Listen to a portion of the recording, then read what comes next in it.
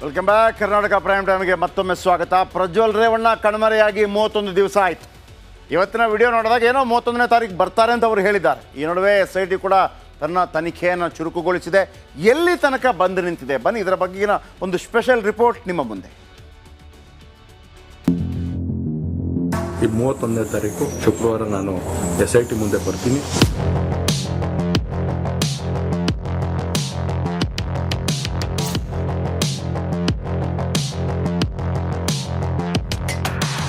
Prajwal pen drive ಕೋಲಾಹಲ ದಿನದಿಂದ ದಿನಕ್ಕೆ ಜೋರಾಗ್ತಿದೆ. ಇಷ್ಟು ದಿನ ಕಾಣದಂತೆ ಮಾಯವಾಗಿದ್ದ JDS ಸಂಸದನ ಮುಖದರ್ಶನವಾಗಿದೆ.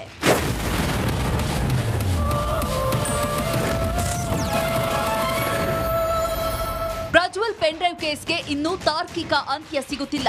ರಾಜಕೀಯ ಕೆಸರೆರಚಾಟಕ್ಕೆ ಕಾರಣವಾಗ್ತಿರೋ ಪೆನ್ಡ್ರೈವ್ ರಹಸ್ಯ ಭೇದಿಸುವುದೇ SITಗೆ ದೊಡ್ಡ ಟಾಸ್ಕ್ ಆಗಿದೆ. ಆದ್ರೆ ಪ್ರಕರಣದಲ್ಲಿ ಘಟಾನುಘಟಿಗಳ ಹೆಸರು ಕೇಳಿ ಬಂದಿತ್ತು.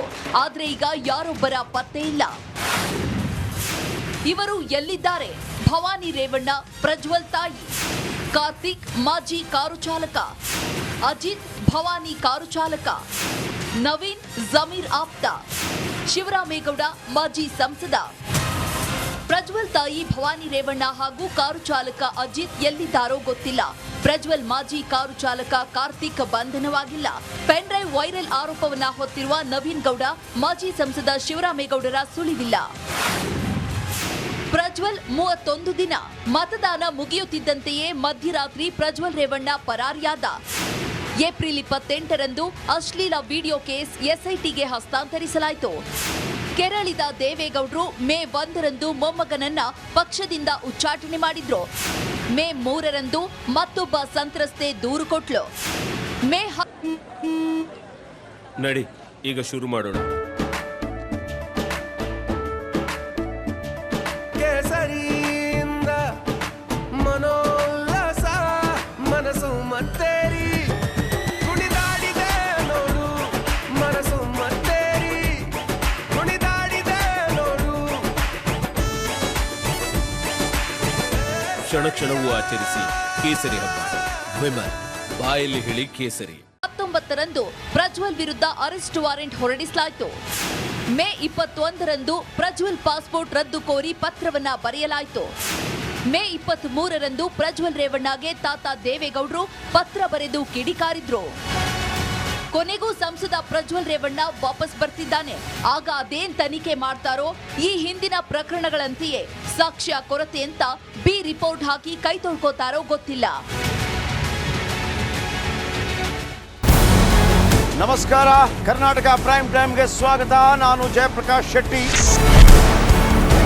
ಇಡೀ ಕರ್ನಾಡು ಇವತ್ತು ರೆಬೆಲ್ ಆಗಿ ನಿಂತಿದೆ. ಈ ಹಗರಣಗಳನ್ನು ಸದನದಲ್ಲಿ ಪ್ರಸ್ತಾಪ ಮಾಡಲು ಕೂಡ ಕಾಂಗ್ರೆಸ್ ಹಿಂದೇಟು ಹಾಕಿದ್ದೇಕೆ? ನಿಮ್ಗೆ ಸಂಬಳ ಅದಕ್ಕೆ, ನಿಮಗೆ ವಾಹನ ಅದಕ್ಕೆ, ನಿಮಗೆ ವೆಪನ್ ಅದಕ್ಕೆ, ನೀವು ಅದನ್ನು ಸೆರೆ ಹಿಡಿಬೇಕಾಗಿತ್ತು. ನೀವು ವಿದ್ಯುತ್ ಬರ ಇದೆ ಅಂತ ಹೇಳ್ತಾ ಇದ್ದೀರಿ. ಎಲ್ಲಿ ಬರ ಇದೆ ನೀವು ಹೇಳಬೇಕು. ಪಾಕಿಸ್ತಾನ್ ಆಕ್ಯುಪೈಡ್ ಕಾಶ್ಮೀರ್ ಅದು ಎಂದೆಂದಿಗೂ ನಮ್ಮದು. 40 ಮೆಷಿನ್ಗಳು ತಂದಿತ್ತು ನೋಟ್ ಎಣಿಸುವುದಕ್ಕೆ, ಅದೇ ಹಾಳಾಯಿತು. ಮಥುರಾದ ಗಲಾಟೆ ಇದೆಯಲ್ಲ, ಅದು ಸ್ಥಳೀಯವಾಗಿ ಕೂತು ಪರಿಹರಿಸಬಹುದಾದಂಥ ಕಾನೂನಿದೆ. ಗ್ಯಾರಂಟಿ ಯೋಜನೆಯಿಂದ ನಷ್ಟ ಆಗಿದೆ, ಲಾಭ ಆಗಿದೆ, ದಯವಿಟ್ಟು ಹೇಳಿ.